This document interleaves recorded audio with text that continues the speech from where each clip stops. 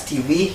It's the time for the weekly news roundup. This is where we take a look at some of the trending stories in the whole week in the world of news. This is Chris Mololo. Tobias Omondi is our sign language interpreter, ready for this broadcast. So let's get started. President William Ruto has vowed to construct a learning facility to manufacture learning devices for persons with disability at every cost, even if it means trimming his travel expenses to contribute the money.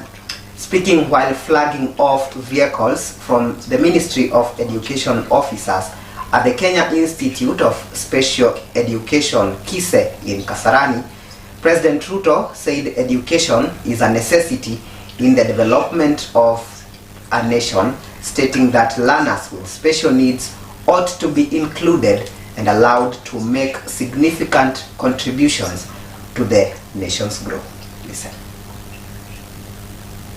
203 new vehicles allocated to the 47 counties for use by our education officials in the management, the supervision of our education across Kenya. I have committed R1 billion shillings for Nairobi County as part of my commitment to start the building of the 3,500 classrooms that I undertook that the national government is going to build in Nairobi County.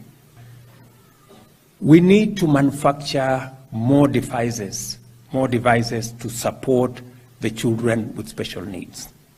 And I quite agree that we're still importing many of the basic devices. And we have decided as a country that what we can produce in Kenya, we should use the human capital we have, the resources we have, the raw materials we have to produce them in Kenya. And I agree that this is one area that we need to produce devices that are used by our children with special needs here in Kenya. They already have a piece of land, it tells me, in Mavoko. I will make sure that that land is secured. I'm told there are some people hanging around there. I will deal with them. So we will secure the land. I will send the National Youth Service next week to secure the land. And I want to ask our members of parliament who are here that I'm going to adjust my budget again. I will knock off a few things, including the travel allowances and many of the things that are in there, so that I can find 500 million shillings to give it to start the manufacture of local devices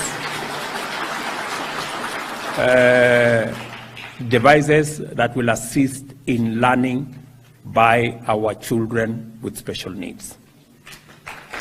Going forward, every citizen of Kenya will have a health card. Every citizen. So going forward, there will be nobody who will be detained in any hospital, because we have made provision for every category of treatment.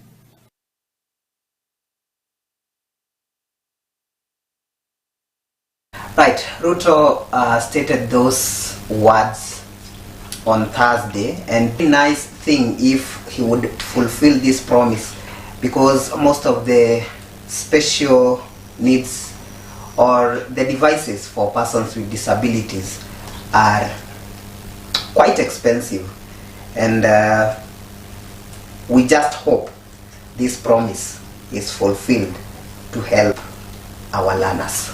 Right? Let's proceed, but still on matters education. The Kenya Primary School Education Assessment, that's KPSEA, and Kenya Certificate of Primary Education, KCPE examinations are set to kick off on Monday following successful rehearsals conducted yesterday.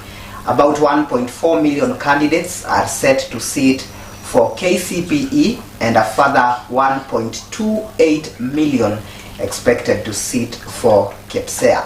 The candidates will sit for KCPE examinations for 3 days concluding on Wednesday, and this will mark an end for the era of KCPE as the 844 system is phased out after nearly 4 decades. Kipsea, we are having about 5,862 centers with a total candidature of 170,656 candidates. That is for the grade 6 examination. KCP, we are having 5379, that is 5,379 centers, and the total candidature is 212,799 candidates. Then KCSE, we have, in the whole region now, we have 2,170 centers with a total candidature of 155,874 candidates. And we are using 135 examination containers. Centers zimekaribia kiasi zile containers pale watachukua mitihani. Na tena kuna mabadiliko mengine ya kwamba si lazima ati wewe ukiwa shule ya hii county uchukue container kwa county yako. Unachukua kwa county ile iko karibu na wewe. Kwa hivyo hayo yote yamezingatiwa, na kwa hivyo hakuna yule atakuwa disadvantaged. Kwa John Dambuki, teacher Kanguto DB. Mahali ambapo tuko na wanafunzi 190 wa KCP na 138 wa Kipsea, na pia tuna host private candidates na another center, another school. So tuko na wanafunzi kama 350 ambao wanafanya mtihani hapa.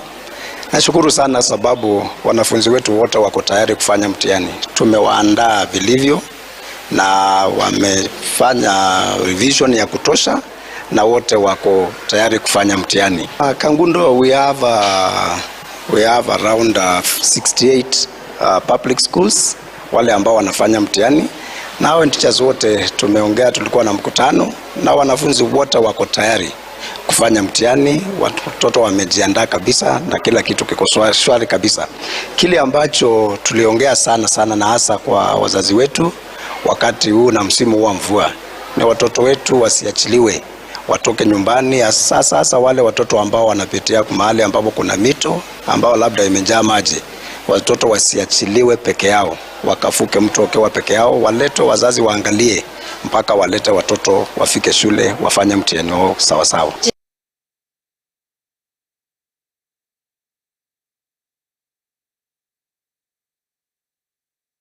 Politics here, NARC Kenya Party leader Martha Karua and the Jubilee Party Secretary General Jeremiah Kioni officially launched the Kamwene Leadership Forum, a caucus they said will be for promoting interest from the Mount Kenya region. Addressing the media in Nairobi on Monday, Karua said they were still strong members of the Azimio la Umoja One Kenya coalition, refuting the claims that the new outfit was signaling possible exit in the opposition when it was first announced back in September.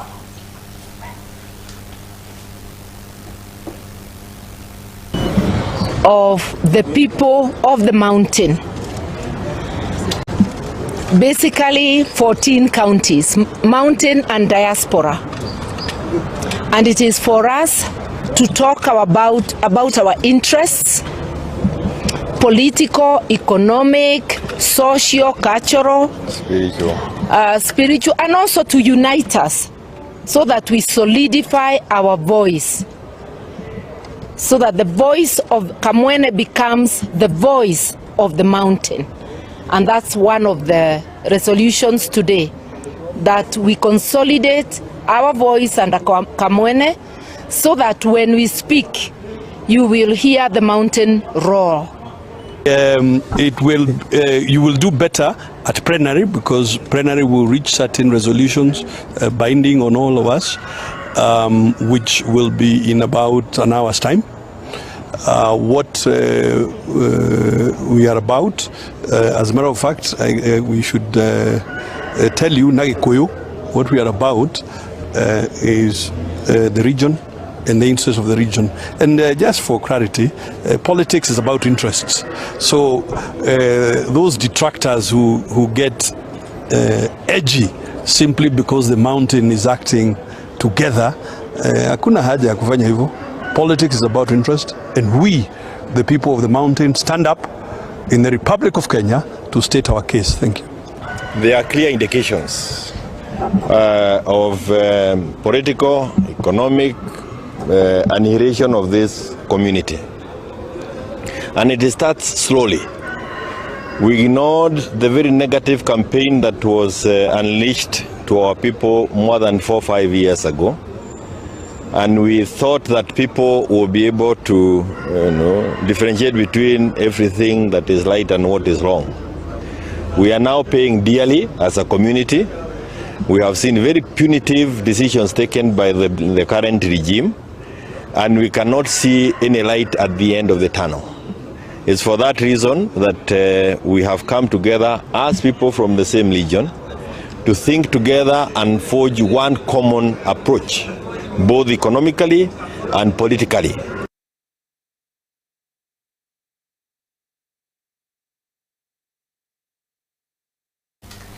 The national government has been challenged to ensure high school teachers and the university lecturers are trained early enough on the ways of implementing the competency-based curriculum, CBC.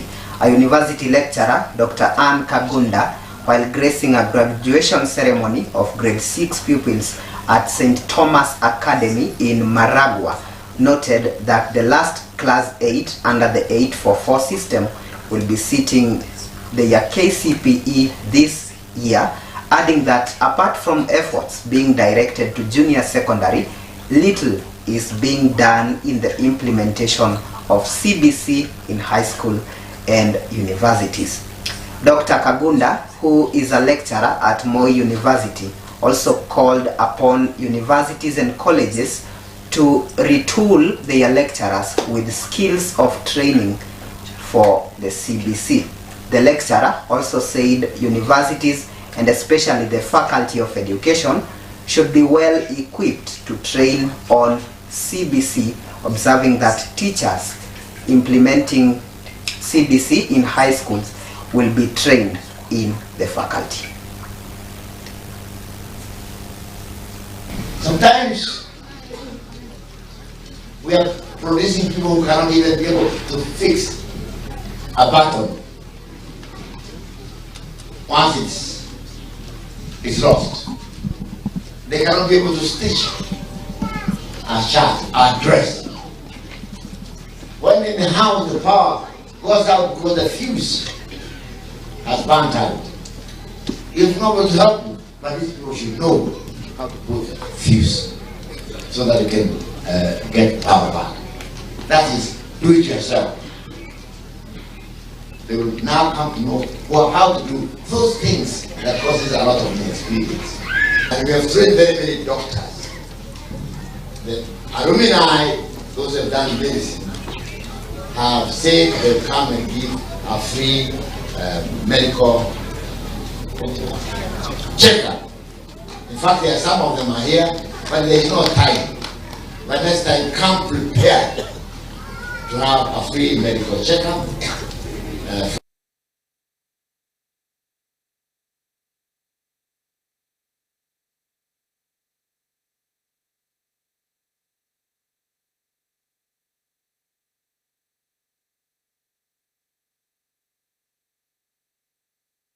Back to some politic matters, the National Dialogue Committee, NDC, on Tuesday concluded its deliberations and forwarded its findings to the technical teams to compile and write the final report. Speaking in Elementaita, that's Nakuru County, during the second day of the retreat, the NDC co-chairs Kimani Ichung'wah and Kalonzo Musyoka said the team will meet again on the 31st for the deliberations on lowering the cost of living as the main agenda. The team remains positive they will conclude the pending issues and submit the report before the extended term of 30 days given by the National Assembly lapses.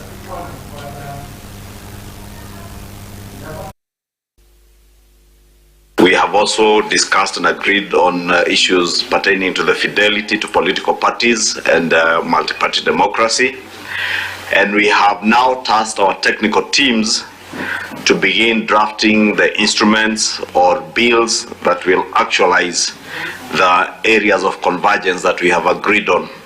Kimani and I have signed letters of invitation to the people we consider important who are going to help us crack this matter of the high cost of living during the round table discussions on Tuesday and Wednesday next week.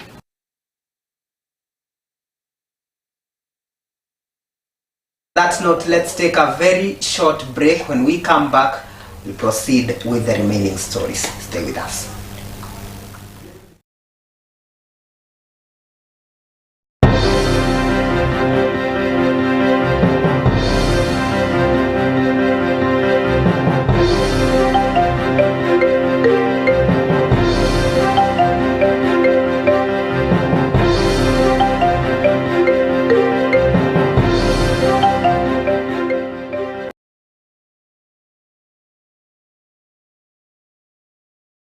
Assistor is now available on the Safaricom M-Pesa app. To use Assistor, simply log in to my M-Pesa app, go to Services, select Assistor, follow the prompts, and your account is ready to use. To get an interpreter's services, simply click on the interpreter's icon and select an available interpreters from the list provided.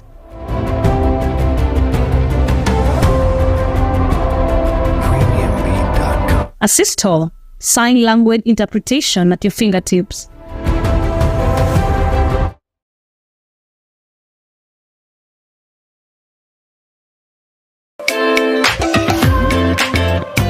We are now closer to you.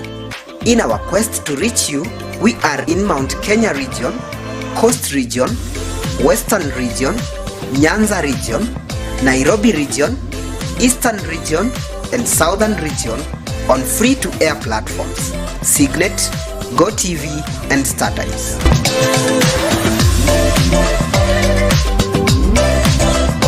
And to make things even better, you can now watch us online on www.sciencetv.co.ke/live on any internet device, your phone, tablet, laptop, and desktop computer from anywhere in the world at any time. Science TV, leaving no one behind.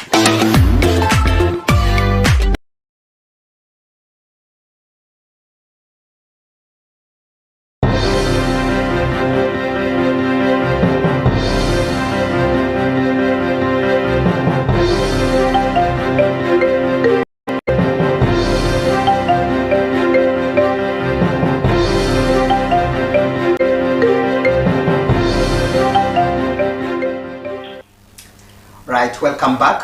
Kenya is set to receive a substantial grant of 11.4 billion shillings from the European Union aimed at supporting essential sectors such as the environmental sustainability, digital inclusion, good governance, and peace and stability.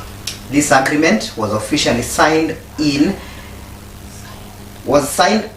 Brussels, Belgium on Wednesday, with Deputy President Rigathi Gachagua representing Kenya and European Commission President Ursula von der Leyen.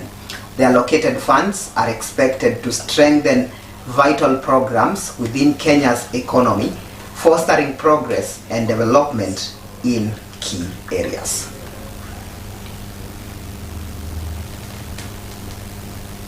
This statement of signature, which will be realized through the outlined priorities for the multi-annual EDICTIVE program 2021 to 2027. This collaboration marks a pivotal stride towards a brighter future for the Kenyan people.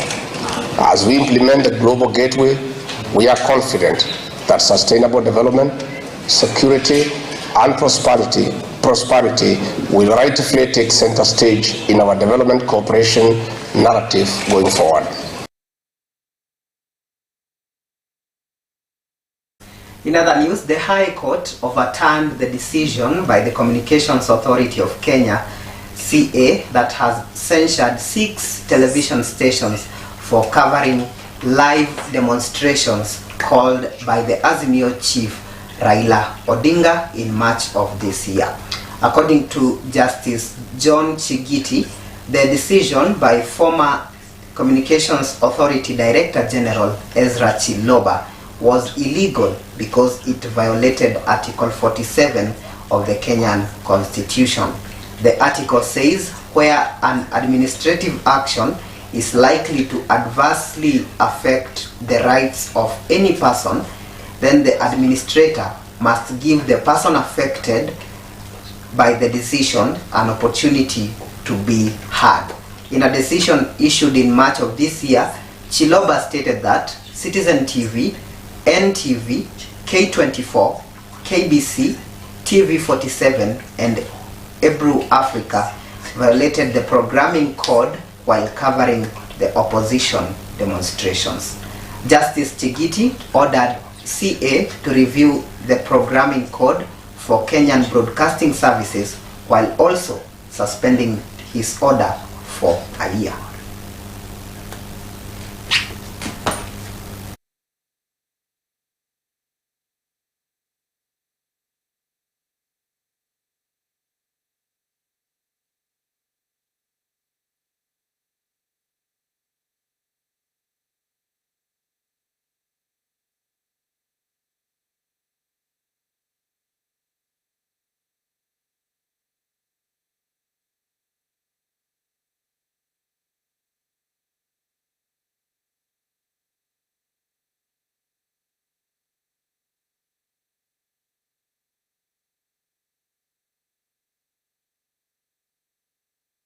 Right, we end the weekly updates in Siaya, where the Siaya County Assembly Speaker, George Okode, has denied claims of an impeachment motion against Governor James Orengo.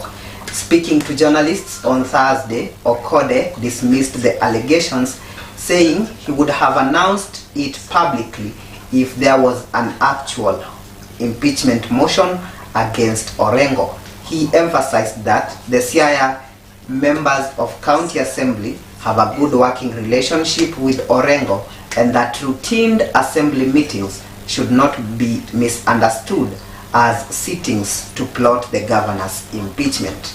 He also denied rumors that members of his assembly have a grudge against the Siaya County government executive for failing to involve them in the devolved units tendering processes.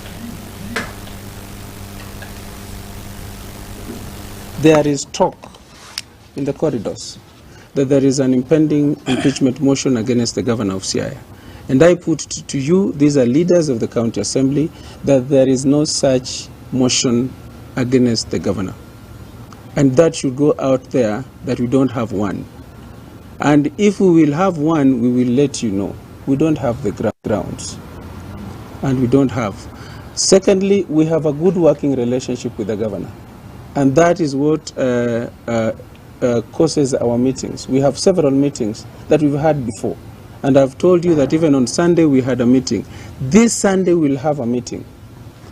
The other 2 days ago we had a meeting. Today we will have a meeting. And there's nothing to hide about an impeachment motion, because when an impeachment comes, there will come even a time for public participation. And we've done that before. So rest assured, that doesn't mean we can never have one. And we don't shy away from impeaching if there are sufficient grounds. Ladies and gentlemen, get it from me, this county assembly does not have an impeachment motion pending against the governor of Siaya. And you can see we have leadership, and I even have, it was rumored that we have Brian, the MCA for South Game, whom people were saying was the one the sponsoring this motion. And he's here, and you can confirm there's no such a motion.